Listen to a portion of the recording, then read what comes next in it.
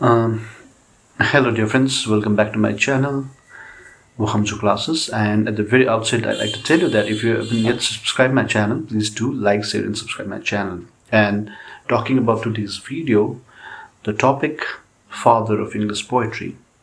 And I believe most of us as a student of literature, we know that father of English poetry is none other than Geoffrey Chaucer. But why is he regarded or even called as the father of English poetry? That is what exactly I'll be discussing here in this particular video.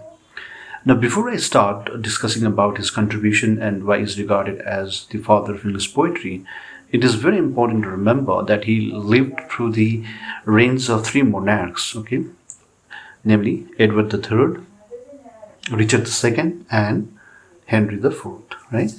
One thing is that he did not write novels as such, but then in his writings we find the seeds of modernism. So he's often regarded as the person or the writer to kind of bring about this element of modernism in writing.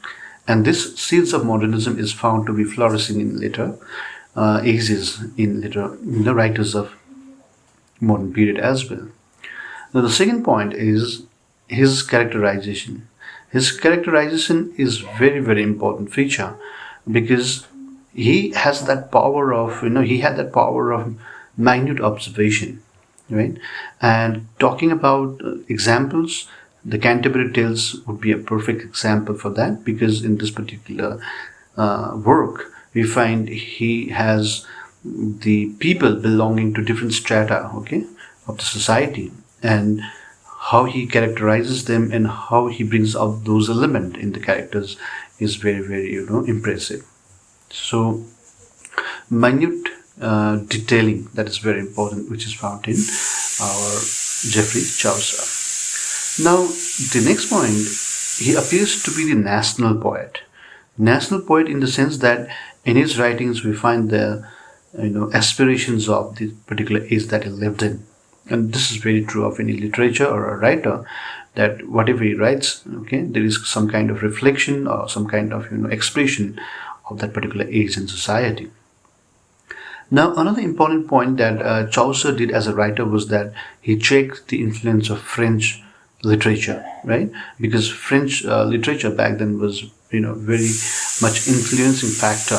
But then when Chaucer came into the scene, he started writing in this language that is Midland dialect, which he worked on. And this is very important point that there were 4 different dialects, okay, but then he took this East Midland dialect and then he started working and writing in this particular language, and later on we find the language develop into this age what we call as English language. Now, what are his contributions, right? As I told you, characterization, okay, modernism.